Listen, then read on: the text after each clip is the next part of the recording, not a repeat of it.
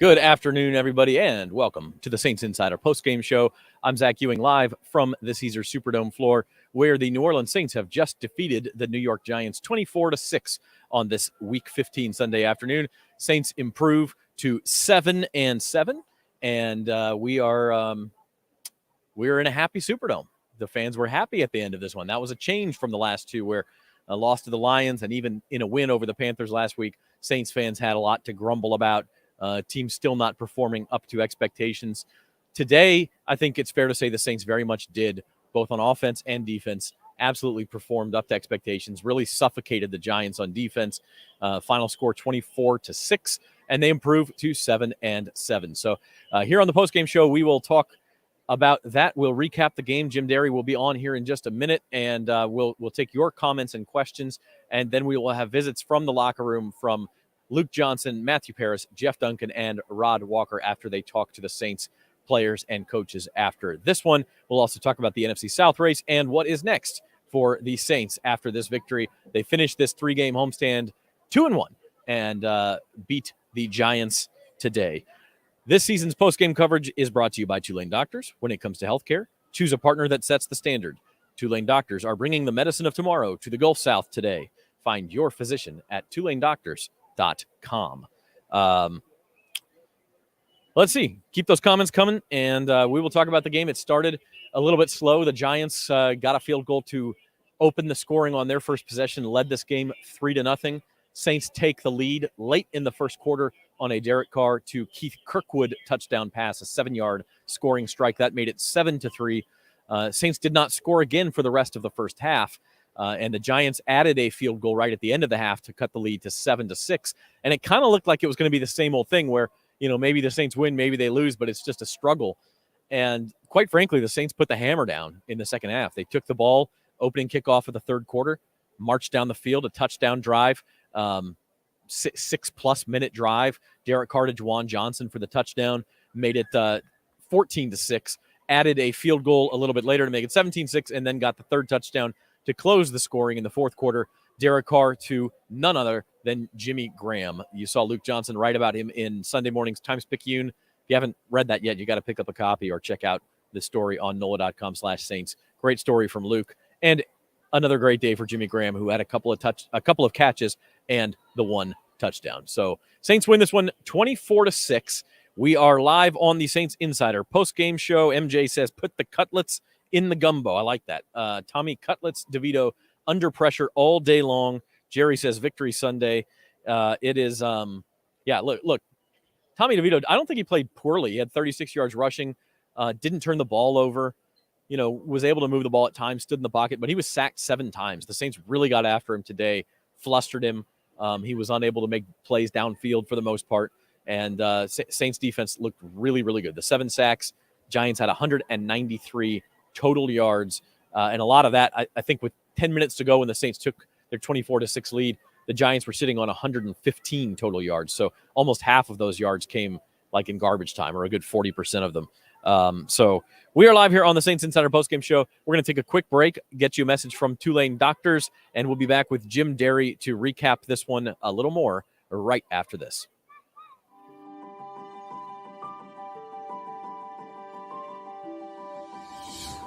We are Tulane Doctors. Physicians and scientists working side by side to advance academic medicine. We give our community access to the best possible medical remedies, developing state-of-the-art treatments to improve quality of life, address public health crises, and cure disease. All in passionate pursuit of our mission to provide inspired patient care for generations to come. Tulane Doctors. The future of medicine is here.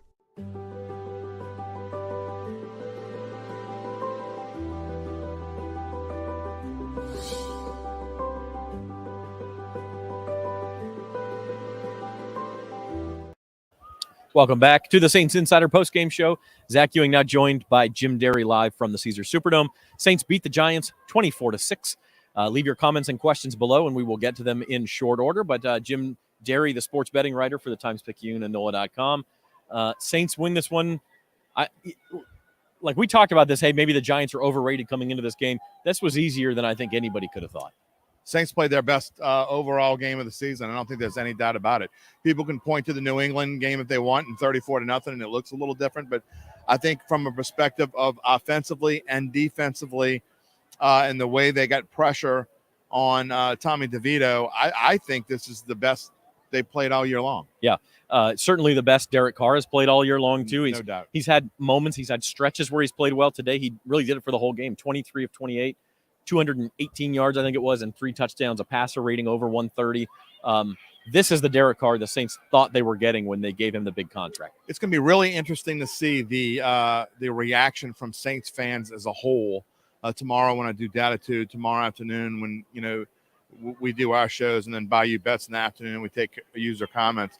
I mean, I know one game they're not going to be off of his butt per se, but the people who wanted the Saints to lose out and for all these mass changes to be happen, I think, if anything, they might not want to hear this, but I think today ensures that Dennis Allen is coming back next year. Yeah, Saints are now 7-7, and we'll talk about the NFC South. There was a big upset in the NFC South today with the Falcons losing at the buzzer to the Carolina Panthers. Yep. They improved to 2-12. Falcons dropped to 6-8. But there was another upset. The Bucs go up to Green Bay and beat the Packers, and so they keep pace with the Saints. Saints play on Thursday against the Rams, and then after that, they have the game of the year looming in Tampa Bay on New Year's Eve. Interestingly, I said 3 weeks ago, as early as 3 weeks ago, I was saying, stop talking about Tampa Bay. They're going to be meaningless. You can't say that anymore. I actually think that Tampa Bay is the best team in this division. When the odds come out tomorrow for the NFC South odds, I would say that Tampa Bay is probably going to be around even money. The Saints will probably be about plus 130. The Falcons will be, who were the big favorites a couple of weeks ago, will now be probably plus 300, plus 400. Yeah. I think you got to say the Bucs are the best team in the division right now. Aisha says, I still say fire Dennis Allen. Well, Aisha, I have bad news. I don't think it's going to happen now. Yeah. Again, this isn't I say this and people get mad at me and they say, this isn't what I'm saying they should do or shouldn't do. I'm not saying what they should or shouldn't do. I'm telling you, knowing this organization and what this organization is going to do. And a performance like today shows the capabilities of this team. And unless they just stink it up in their last 3 games, what I don't think you can expect. They're not going to stink it up. They're going to win one of those 3 by default almost. We don't know which one it's going to be, but I think the percentage 70-75% he stays on. Now it goes to about 90 to 95% he stays on. We talk about Derek Carr. Let's talk about this defense because sure. I think they set the tone today. Demario Davis came out with his pants on fire. I mean, he made 3 tackles on the Giants' first possession, had a sack on their second possession. That was the first of 7 sacks for the Saints. Giants scored 6 points. Both of those drives were extended by 4th down penalties. One was a running into the kicker on the first drive of the game, which was a legit call, and it allowed the Giants to keep going. And then the second one in the second half in the second quarter, was about the worst call I've seen all year. It was unnecessary roughness against Alante Taylor, who was apparently being penalized for playing football. And the Giants get their second field goal out of that drive. That was shoulder in the chest. I don't understand. And then they, like we talked about upstairs, they conference, they got together, and they still called it a penalty. So, I mean, when you put your shoulder into someone's chest, I'm not sure what else you're supposed to do, but the defense was outstanding today. Again, I don't think you can put too much stock in it. We talked about it during the week. Look, I'm not trying to take anything away from the Saints, but you still were playing the 31st ranked offense in the NFL. They showed why they're the 31st ranked offense. The Saints keyed on Saquon Barkley and dared Tommy DeVito to throw the ball, and it worked for him today. There was nothing open. And even when he wasn't sacked, I thought the secondary played their best game of the year for sure. We talked about this earlier as well, but Tommy DeVito, kind of comes in a folk hero in New York, and he's got the chef's kiss symbol. And you see people with Italian flags walking around the dome, and Sean Stellato, his agent, was here in a bright green, I think it was an Italian-American Sports Hall of Fame jacket. I mean, very flashy, very, and look, I don't blame anybody for taking advantage of his 15 minutes of fame, but Tommy DeVito may very well be a decent quarterback in this league. I think he's made himself some money these last few weeks. Yeah. But the Saints, I think, came in here with a mission of cutting him down to size a little bit, turning up the heat on him, and they were able to do that. I've given the Saints a lot of heck when they come in completely looking unprepared and not caring. Today was a complete opposite. I thought Dennis Allen's game plan was outstanding today. And it just goes to show this is why it's so frustrating. If they were bad every game, I think it would be easier to take. You just shrug your shoulders and say, well, they're bad. But they showed what they can do today. I thought the defensive game plan was maybe one of the best of the year, up there with the New England game plan. I thought they executed to perfection. They put 9 men in the box. They said, Saquon, you're not doing the damage. You're going to have someone else did. And they tried to find Darren Waller. They just couldn't get it to him often enough. And the Saints did exactly what it should have been. It should have been more like 31-3 is really the score should have been. Had a comment here from Rosenfield who says, Passignon had a great game, and he did. He had 2 sacks. Brian Brzee had 2 sacks. Alontae Taylor, Isaac Yadam, Paulson Adebo. Yeah, I mean, there was very little separation down the field. The Giants tried to take a shot on the very first play of the game, and Adebo blanketed his receiver and knocked that thing away. And I mean, look, this is the Saints defense that we thought we were going to get all year and that we did get for the first 3 or 4 weeks, but we haven't seen it enough lately. Well, they're going to have to be at full. They're going to have another outstanding game plan on a short week next week, because going to Los Angeles to play the Rams, and dare I say the high-flying Rams at this point, because they're a different team when Matt Stafford's in there and Cooper Kupp's in there and Kyron Williams in there and Puka Nacua. It's a completely different team than the one that they played out there today. So they're going to have another game plan again next week. And, it's another swing game. You can't really call it a must-win anymore. But, every time you get a chance to get back above 500, they've choked. They cannot win 3 in a row. They don't know how to do that. Can they change that Thursday? We'll find out. But this is against a tough opponent. Yeah, and now having said that, I mean, we talk about, especially when you're talking about picking games, schedule spots in the NFL. Yeah. This one Thursday, I'm not saying the Saints are not going to try to win. And there is a chance now, especially if the Saints should win on Thursday, that even if the Buccaneers keep winning and knock them out of the division race, the Saints could win a wild card. It's certainly possible that they have to win Thursday for that to happen. So it's not that they're not going to try, but if you look at that schedule spot, knowing that Bucs game, the showdown in Week 17, that's really the whole season. I don't know, if Michael Thomas or Marshawn Lattimore are ready to come back on Thursday, they're eligible to. I don't think the Saints rush those guys back. I don't think they show any wrinkles. I think, they're going to try to win, but if it doesn't happen, every bit of focus and attention turns to that game in Tampa Bay on New Year's Eve. First off, I think Michael Thomas is done. I don't think he ever plays another game in a Saints uniform again. That's my. I think the Saints will take all the help they can get, but yeah, I think that after what he did a couple of weeks ago, I think he's done. But no, I agree with you as far as rushing players back. You can't rush Marshawn Lattimore back, but from a betting perspective, it's just not a great spot for the Saints. After you have a 3-game homestand, you win 2 out of 3. You get yourself, as you said, back in it, and you're playing a team that very well. I mean. We were talking about maybe Saints-Falcons last game of the year for the division championship. I mean, you got to think, like you said, it's got to be Saints-Bucks now, right? I mean, that game to me, and especially the Bucks can just completely finish it off, because even if the Saints win this week and the Bucks win this coming week, even if the Saints win and the Bucks lose, matter. The Bucks would still pass the Saints. They would own the tiebreaker if they beat them, and then the Saints would be in a position where they would need to beat the Falcons and have the Bucks lose in Carolina. Yeah. To win the division. So you don't want to put yourself in that situation. Everything, and if the Saints do not win on Thursday, then certainly the Bucs game is do or die. It would be a which is win. What makes this game even tougher, because it's hard not to look ahead. The Bucs can afford to lose a game and get into a tiebreak situation. The Saints cannot. So, I mean, realistically, the Saints they have to look at it as they have to win out. And again, going to LA on a short week, the one thing that I do like, and you're talking about mindsets, the Saints will at least get to spend Christmas Day at home with their families, Christmas Eve and Christmas Day at home with their families. So I actually think that is a thing that could help them a little bit. A game like this, when you play this well, but when's the last time we saw the Saints have 2 back-to-back great games? Because that's what it would take. They played poorly last week and won. So, it's not just winning 3 games in a row, trying to do that. It's actually putting 2 games in a row back-to-back where you played well. Yeah, it's interesting. I mean, I think if the Saints will be home for Christmas. That's maybe an emotional advantage. More important is just having 3 extra days of rest. The Bucs are going to have a difficult game in Jacksonville next. Is it Jacksonville they play next week? I'm fairly certain. I have that right. Yeah, it's Jacksonville they have next week. Don't have the schedule in front of us, but the Bucs will have to play that game while the Saints get to sit at home after they play the Rams, spend Christmas with their families, have a full week of practice, recover their bodies. Maybe you get Lattimore or Thomas back, depending on whether they. I still say he's going to come back because the Saints could use him. But I do want to point something out here that I believe it was Stefan said.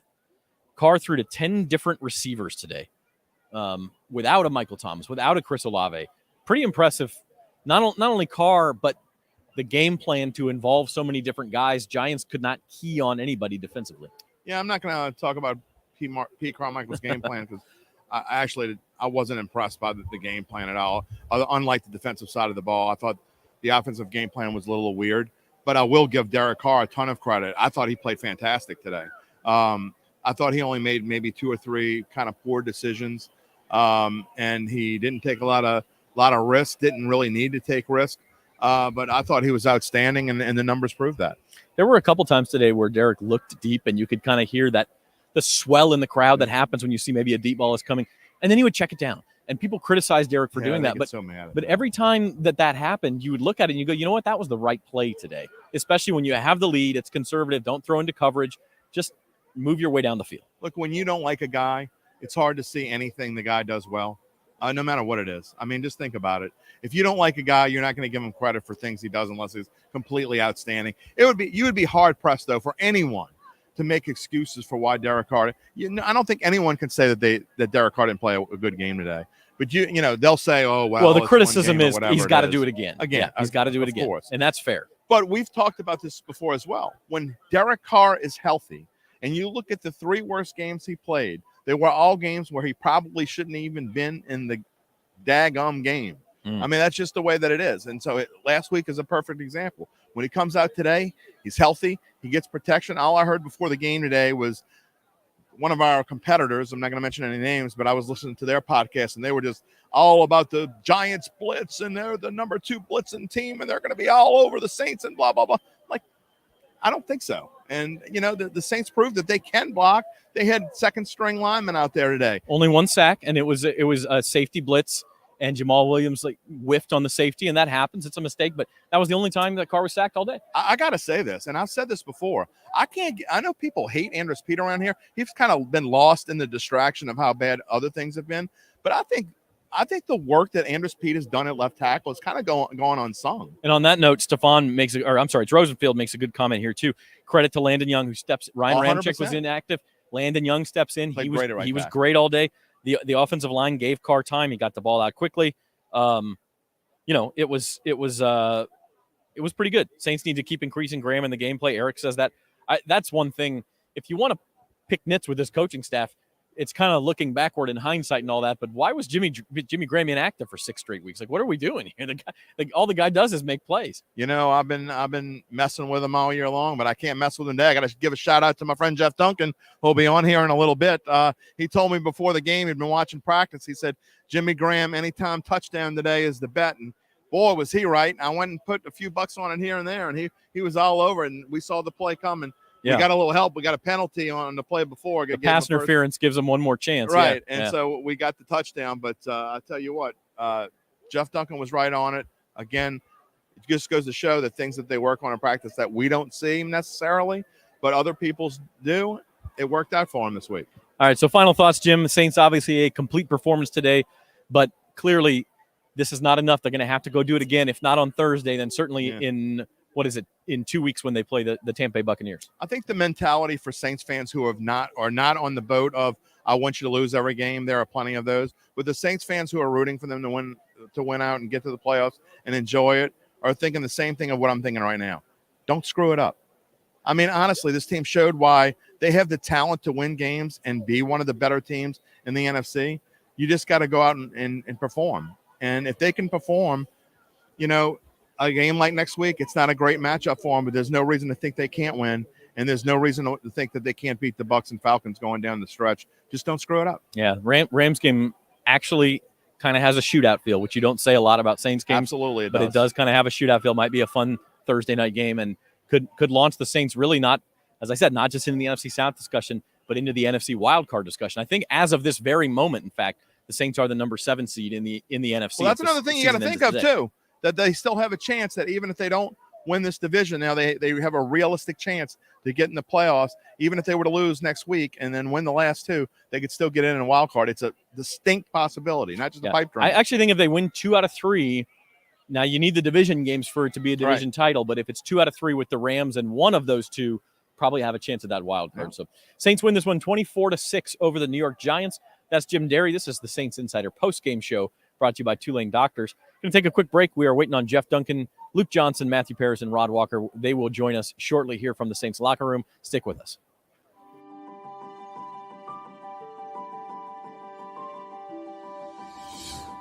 We are Tulane Doctors. Physicians and scientists working side by side to advance academic medicine. We give our community access to the best possible medical remedies, developing state-of-the-art treatments to improve quality of life, address public health crises, and cure disease. All in passionate pursuit of our mission to provide inspired patient care for generations to come.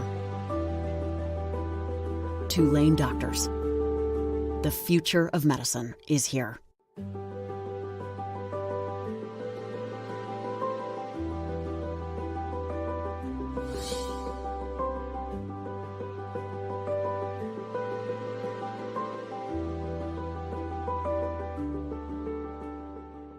The Times-Picayune always gets it right. Jay's on top. Not quite. It says here the Crusaders are the best.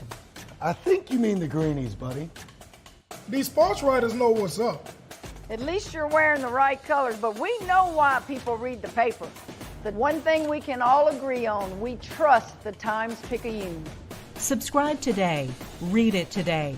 Trust it today. The Times-Picayune. You're never gonna make the front page wearing that.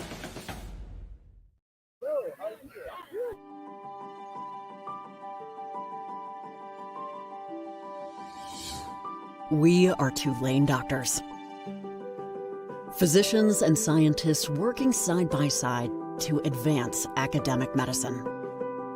We give our community access to the best possible medical remedies, developing state-of-the-art treatments to improve quality of life, address public health crises, and cure disease. All in passionate pursuit of our mission to provide inspired patient care for generations to come. Tulane Doctors. The future of medicine is here.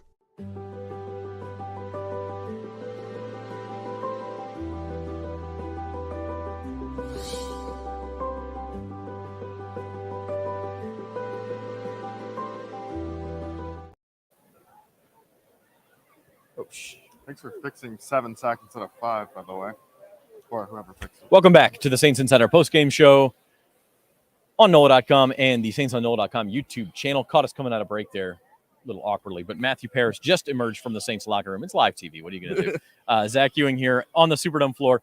Matt, I have to imagine that's a relieved, jubilant Saints locker room. If they were happy after last week's win, they got to be happy after that one. No, and it was really a complete performance. The offense was pleased, defense was pleased. There was really no unit you could kind of look at and take fault with. And, the music was blaring. Guys were in a good mood. They had some jokes about, their celebrations and Tommy DeVito. Tommy DeVito's chef's kiss. Yes.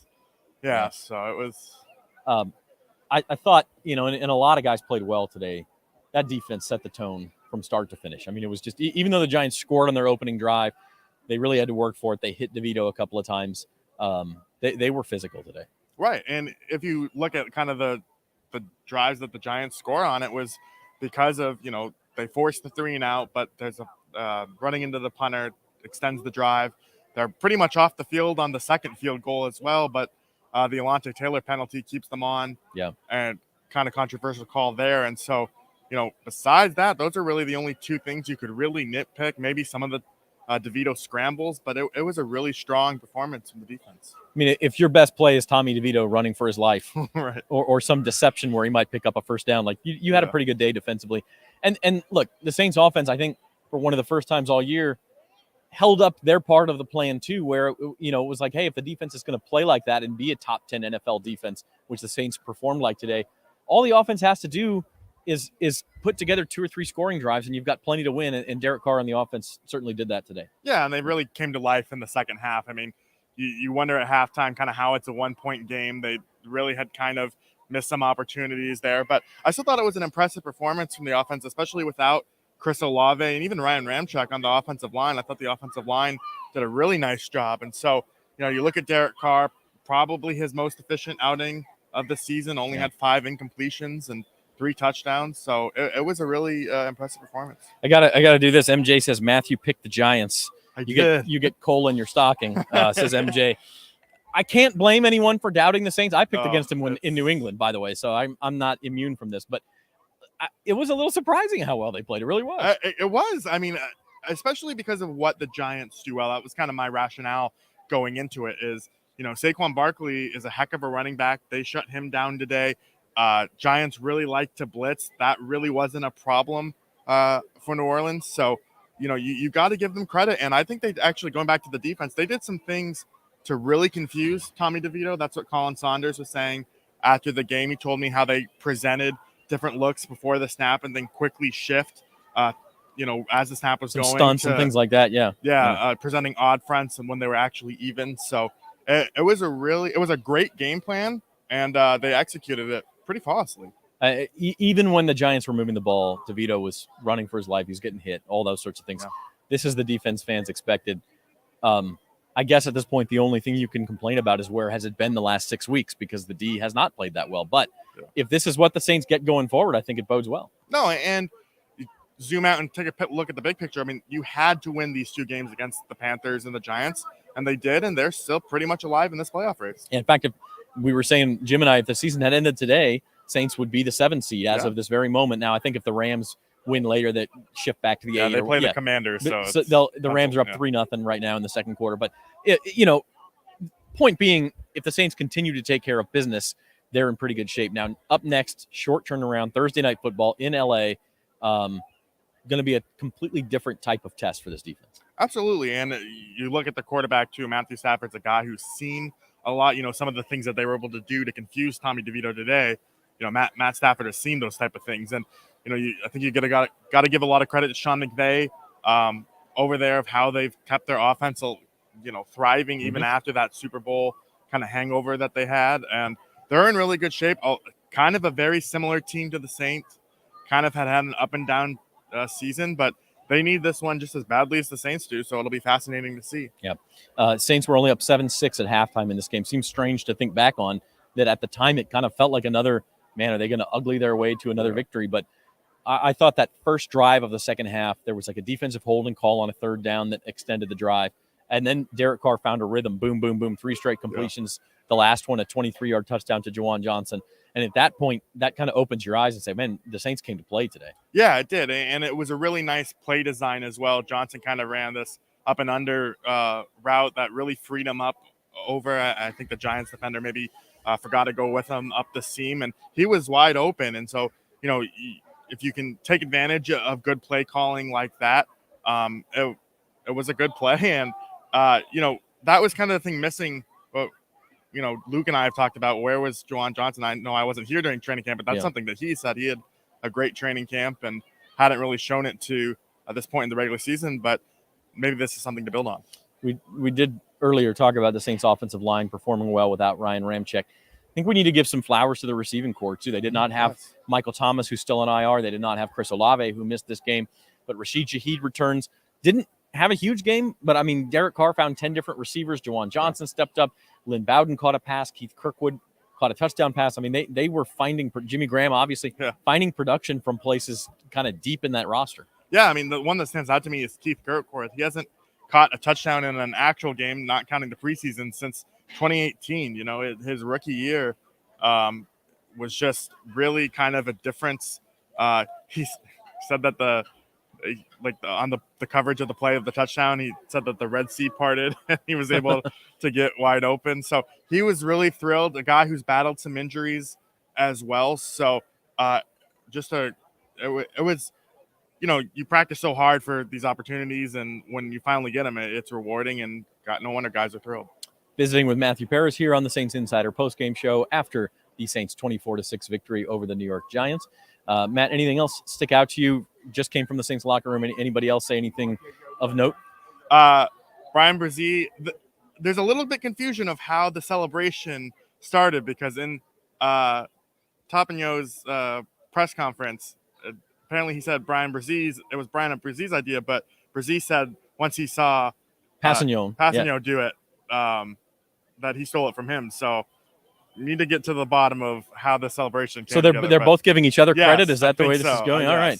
But Brzez said he had some Italian in him, so he felt like he could do it, Maybe we got to give this one to Brian if he's. Yes, I think so. He's got the Italian heritage. Passignon was the copycat, even though he got the first sack. So 7 sacks for that defensive line. I mean, you talk about confusing Tommy DeVito and all those things. They also, I think Demario Davis had one. Mm-hmm. They were showing some different looks. That's the sort of thing that we've seen more from them in these last few weeks as the D has gotten more effective. Yeah, I looked it up during the game. They haven't had, after having, I think, 4 against Carolina, it's their first stretch of back-to-back games with at least 4 sacks since the beginning of the season, weeks 1 and 2. So, we talk about the defense trying to play to that earlier season standard. I think, that kind of shows it, that they're starting to rediscover some form at least. All right. He's Matthew Paris. We'll let him go finish up his game story. You can check out his work at NOLA.com/Saints or in the Times-Picayune print edition. We'll also be back with a Saints Insider podcast on Tuesday for a Saints-Rams preview on this short week. So, Matt, thanks for joining us. We're going to take a quick break here on the Saints Insider postgame show. Be back after this word from Tulane Doctors.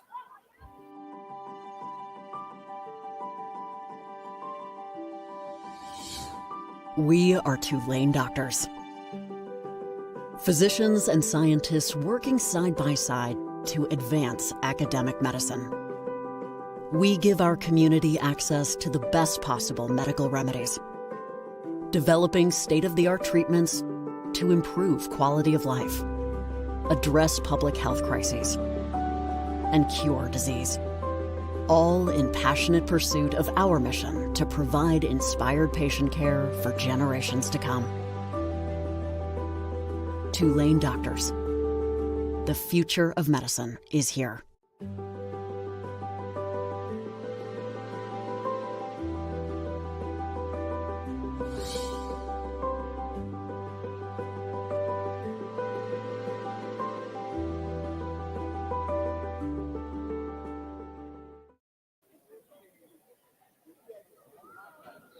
Welcome back to the Saints Insider postgame show. Zach Ewing here at the Caesars Superdome after the Saints beat the New York Giants 24-6.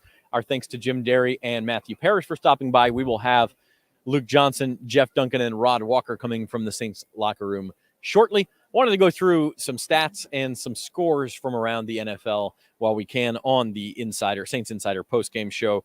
Right now, some live scores. The 49ers leading the Arizona Cardinals 14-10 in the second quarter. LA Rams leading the Washington Commanders 3-0 also in the second quarter. And still in the first quarter, we have the Buffalo Bills 7 and Dallas Cowboys 0. So those are all first half scores of the afternoon games. In the early games, Dolphins beat the Jets 30-0. The Houston Texans beat the Tennessee Titans in overtime 19-16. It was the Cleveland Browns beating the Chicago Bears 20-17. Kansas City 27, New England 17. And then in the NFC, scores that you really need to know about: the Tampa Bay Bucks beat the Green Bay Packers 34-20, and it was the Carolina Panthers 9 and the Atlanta Falcons 7. Eddie Pinheiro winning that one with a field goal as time expired and dropping the Falcons out of the NFC South tie for first place. So we have the standings here. We'll show you. Right now it is a Bucks Saints tie atop the NFC South. And the Falcons have dropped behind. For a while, it looked like the Falcons would have all these tiebreakers and things. They were 3-0 in the division. Looked like they had the leg up. Back-to-back losses in the division. Last week to the Bucks, this week to the Panthers.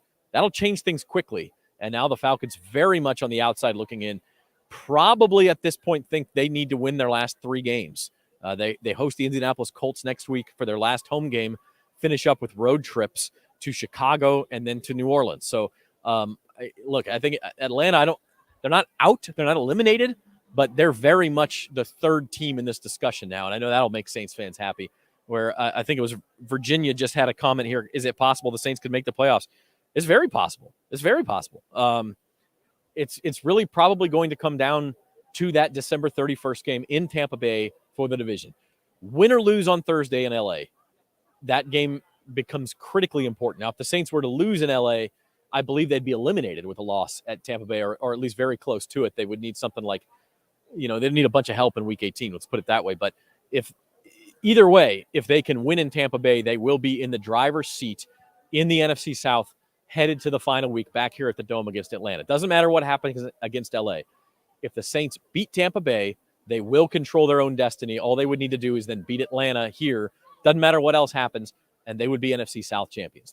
That's because they would be at least tied with the Buccaneers coming into Week 18, and would have a chance to beat the Falcons and win that tiebreaker if they can continue to win. So the game in LA on Thursday, not that it's not important, because you want to keep open that wild card chance, give yourself a margin for error going into the last two games.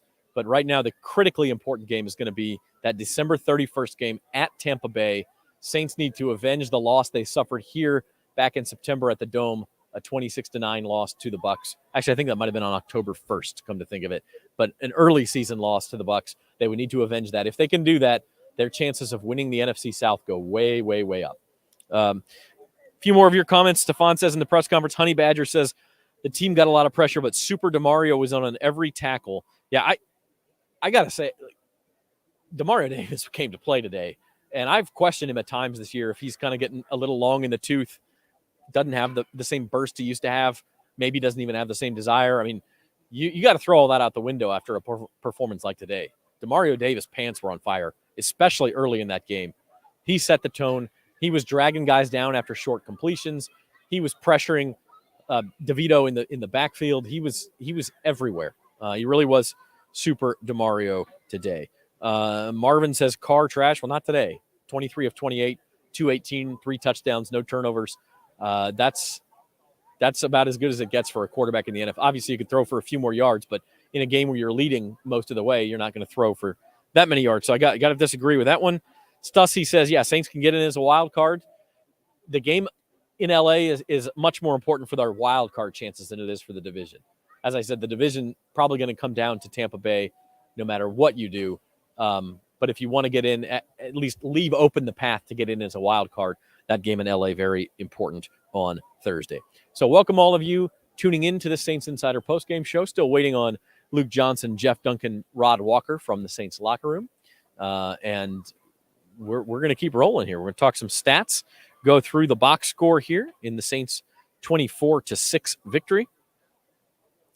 Derek Carr, as I mentioned, was 23 of 28, 218 yards and 3 touchdowns. His passer rating was 134.8, one of his highest of the year. I have to go back and look to see if that is the absolute highest. He was also only sacked once, so lots of credit to that offensive line as well.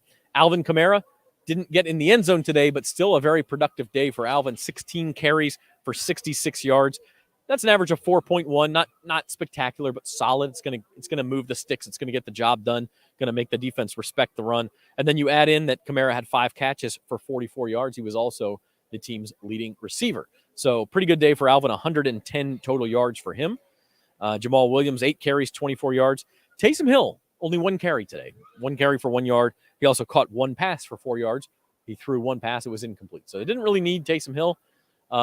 But what we need is Jeff Duncan, and he's here on the Saints Insider postgame show.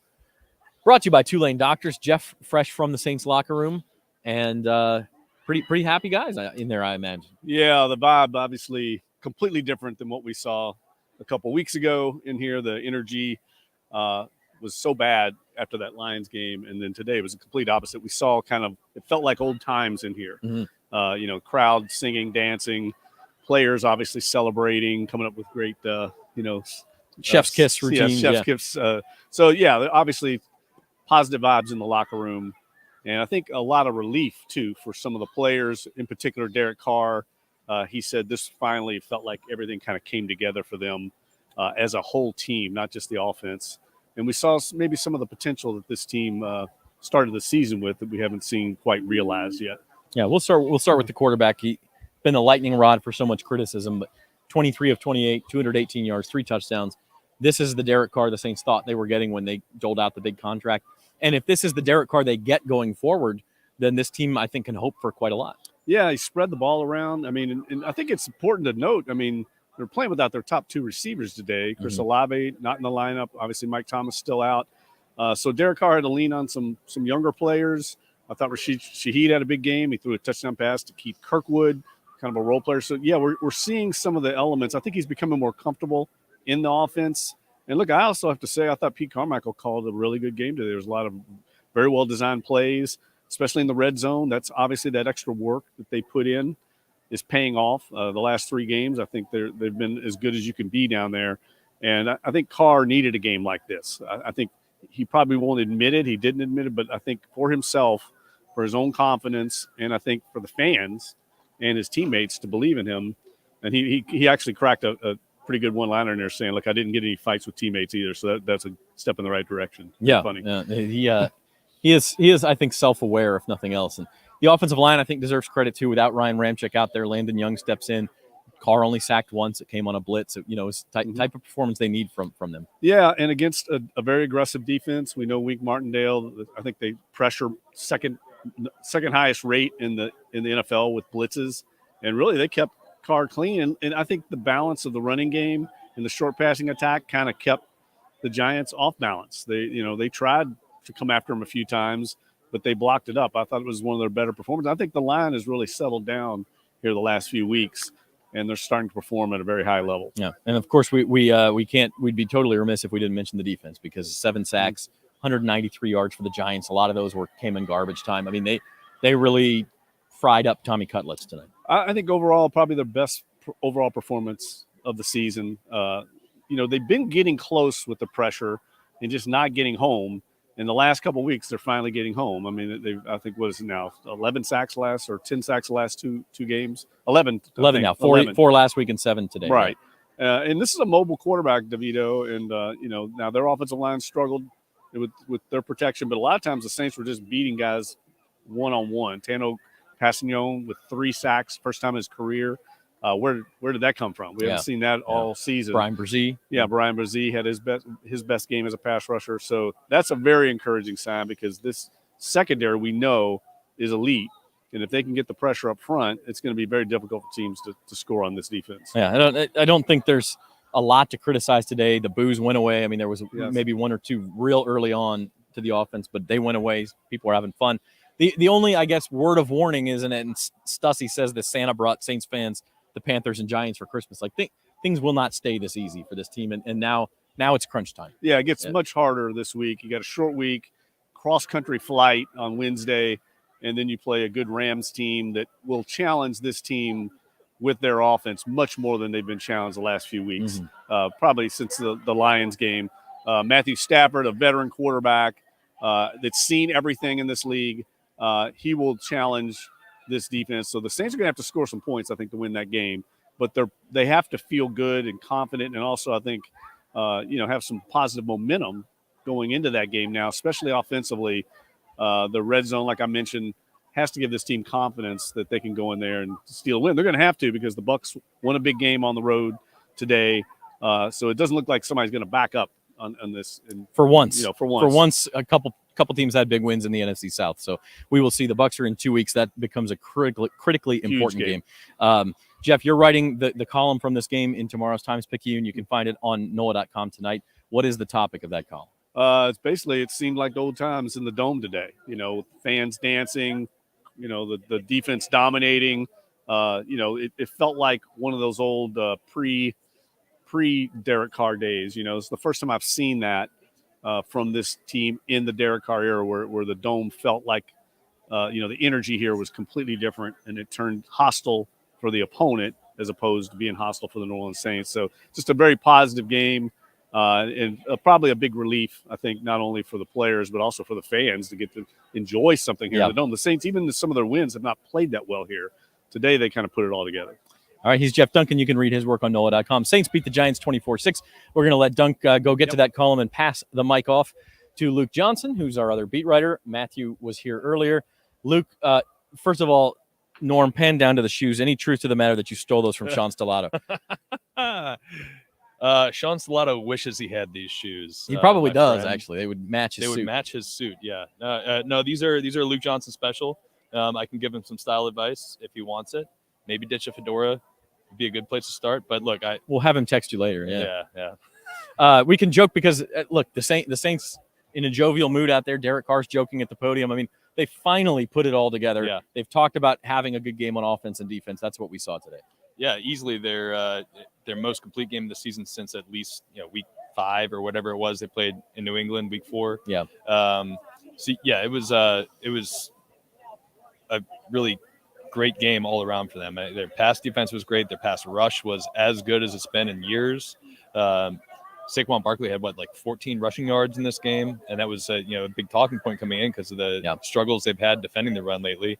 And then obviously Derek Carr goes out there and has a really efficient, good game. I can't think of really any mistakes. He was upset that he got the grounding call, which led to some interesting conversations with some members of the Giants sideline, telling him to stop complaining. Outside of that, he played I thought easily his best game in a Saints uniform. Yeah. And that's the thing with this team is they've showed us really glimpses of this throughout the season of what they can be, and today was their first time really putting it together in a full games, outside of the New England game. And it's interesting with Carr because you mentioned the efficiency. I don't know that there were a whole lot of wow throws. The touchdown pass to Juwan Johnson, but Johnson's wide open. Most quarterbacks will tell you they should make that throw. It was just taking what was given to him. Yeah, and I asked him about it because it really looked like they were trying to dial up these deep shots for a majority of the game. They were sending guys downfield. They were running a lot of play action, and he didn't like what was being given to him, so he took the underneath route. And that's all they really need him to be. They need him to be somebody who's going to make the throws that are there, and the protection held up for him, and he had a great game. And if they could get that version of Derek or something really close to it, they can be a really good team. Yeah. But it's just that we haven't seen that out of him a whole lot this year. But this is only his 14th game in the Saints uniform. I think this is what he can be in this offense. Defense today set the tone early. I know they gave up points on that first drive, but it felt like that to me. They did force a 3-and-out. They gave up the points. Gave up the special teams penalty. Yeah. So, but I mean, it just continued all the way through. I mean, nowhere for Tommy DeVito to hide. Absolutely, yeah. And outside of a couple scrambles that he had, they didn't really do squat against this defense today. And I think you saw it from just about everybody. Everybody contributed. The line was great today. Demario Davis was all over the field. That's the best game he's had in a long time. Yeah. Found the fountain of youth today. Yeah. And then, I think the secondary had a really great game too. Ike Yadam, a couple more PBUs. Paulson Adebo broke up a pass in the very first play of the game. They looked like the defense that we saw in weeks 1 through 4. Right, the really, really good Saints defense at the start of the season. This is, I think, 2 straight games they haven't given up a touchdown. So you like what they're doing. They're doing it against bad offenses, sure, but they've really kind of turned a little bit of a corner here late in the season, and they're going to get a big test in 4 days. Yeah. Against the Rams, but. This is the type of ball that we kind of expected to see out of the Saints this year.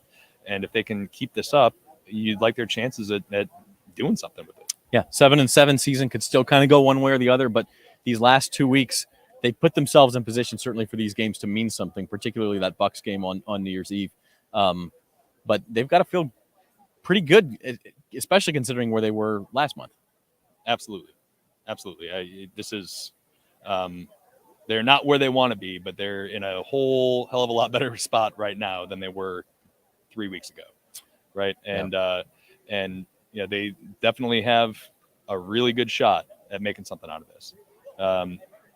Even if they lose next week's game, Bucs have a tough game against Jacksonville. You could really essentially go into that Week 17 game, with a chance to take a pretty commanding lead in the NFC South race. So they're, again, not where they want to be, but they're in a pretty good spot. They're in a position to get where they want to be still after all of this. Luke has the sidebar tomorrow, as we call it in the business. Matthew Parrish writing the game story. Sidebar about Derek Carr? Sidebar is about Derek Carr, and Dennis Allen fed right into it. When he got a little spicy with us after the game, he's like, well, I guess I'm not going to get any questions about the quarterback today, am I? It's like, all right, shoot your shot, DA. I hear it. He's been getting a lot of criticism, all right? A lot of it's been warranted. But again, this is 14 games into his Saints career. And I think he he silenced some of the doubters today. He's got to do it more.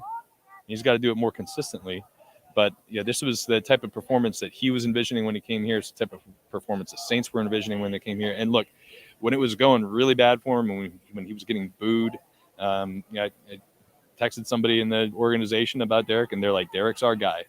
It's gonna get better. He's tough enough mentally to handle this." So they're riding with him, and today was evidence of why. Yeah. Now, again, it's one game. It's one game against a Giants team that was 5-8, and the only reason they were 5-8 is because they won 3 straight coming in. But it was a really, really good performance, and if he can keep up something anywhere close to that, like the Saints have got to like where they're at. Yeah, like you said, we got to caution. He's got to do it over and over again to a certain extent, but all those boos and all that criticism would have broken some guys, and Derek obviously has not broken at this point.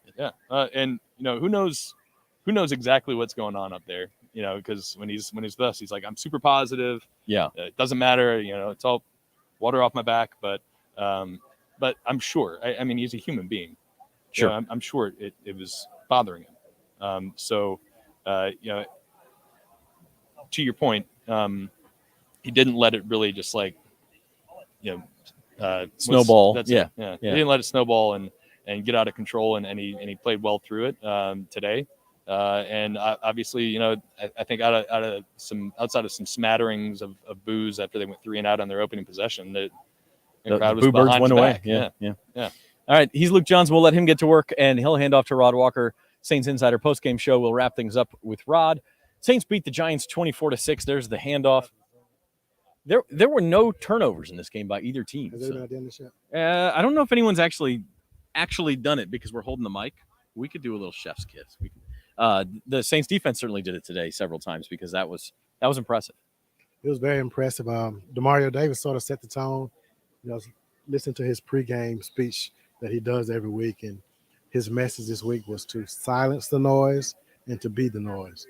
And that's kind of what they came out and did. And I like that. He was the one who really led the way in all that. I know in the first quarter he had 5 tackles, 1 sack, 2 tackles for loss. I mean, he just kind of dominated and took over the game. And somebody asked Tyrann Mathieu about them stopping Saquon Barkley, and Tyrann's response was, "Well, we didn't stop Saquon. DeMario stopped Saquon." Yeah. And that's kind of how it was. And he set the tone early, and the defense for the second straight week did not allow a touchdown. So I mean, that says a lot about this team. Yeah, pretty good. And on the other side of the ball, I've said this a few times now, but that's the Derek Carr that they paid $150 million that they thought they were getting.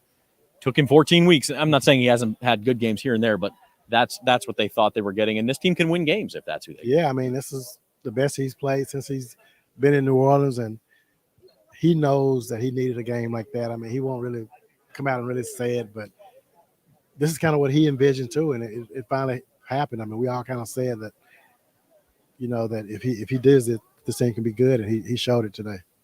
And other than that, I mean, I think it's just hard to complain about anything with this one. Obviously, the only caveat would be the Giants aren't very good, and the Panthers, who they beat last week, weren't very good, although they turned around and beat Atlanta today. After we sat here last week and said that team can't beat anybody, but they beat Atlanta today. So you got to give the Saints some credit. They took care of the 2 games they had to take care of, and now they go into a stretch where these games really mean something. Yeah, I mean, I've been saying that I don't think they can beat the Rams, but after today, I'm kind of like, okay, maybe they can go on the road and win, but it is a quick turnaround. It's a long trip to the West Coast. So, I mean, if they can keep this going and win 3 in a row, I mean, you really like what this team can do as far as winning the division and getting to the playoffs.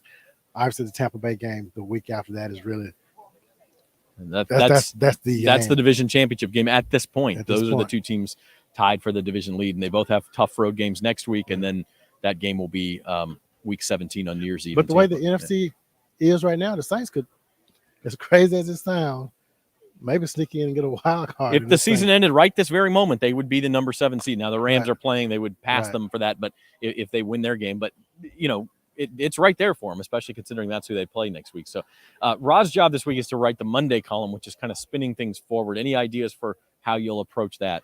I know a lot of the guys are talking about just momentum, and I think the main thing now is can they keep this going? Because again, it's going to be tough to do it because of the short trip that I just talked about. So I think it's just, I think they did silence the noise, and I think they do want to be the noise, but can they do it in a short week? It's going to sort of be the gist of what I write about, I assume. Yeah, quick turnaround. Any other takeaways from the Saints locker room today in your eyes? I mean, it seems like some good mood, guys having fun, telling jokes, and just like enjoying being what they thought they were. Definitely a good mood. I thought even in the dome today, I thought it was, I mean, it wasn't loud as this. I mean, we've heard it much louder, but you saw some of that enthusiasm coming back. I mean, there were some players, more players dancing on the sidelines after touchdowns.